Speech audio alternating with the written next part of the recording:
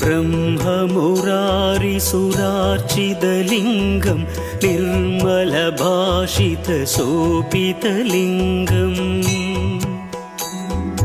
जन्मजदुःखविनाशकलिङ्गं तत्प्रणमामि सदा शिवलिङ्गम्।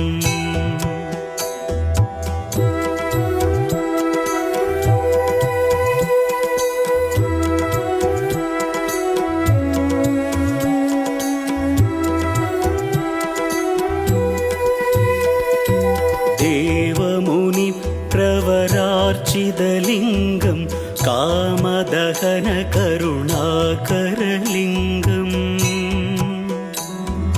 रावणदर्भविनाशकलिङ्गं तत्प्रणमामि सदा शिवलिङ्गम्।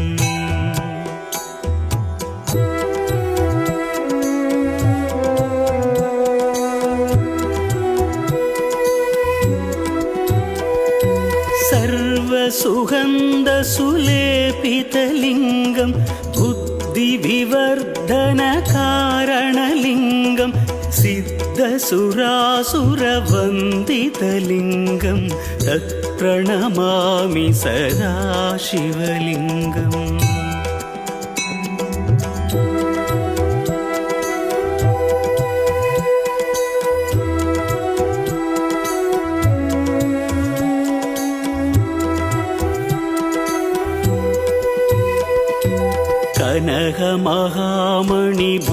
कनकमहामणिभूषितलिङ्गं पणिपदिवेष्टितशोभितलिङ्गम्